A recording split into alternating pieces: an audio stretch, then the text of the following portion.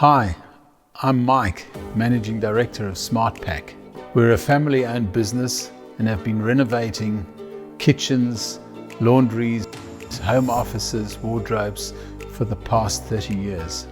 Over the past few months, people have been asking us things like, how can I save more money around the house? I want a new home office, but where do I begin? What accessories are right for my kitchen? So we have decided to share a few of these gems in a series we call Secrets of SmartPack.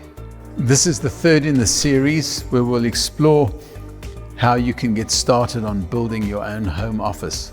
The first thing to consider is how much space you have available.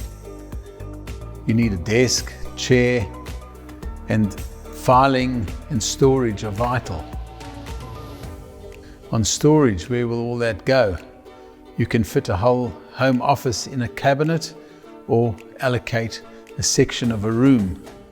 Cupboards, drawers, and shelves, all a great idea. And finally, if you want to save money, look at our flat pack options. It's actually very rewarding to build it yourself. If this has prompted you to start any project around your home, including the home office, give us a call on 1300 459 305 or click the link and visit our website. Have a happy day. Stay safe.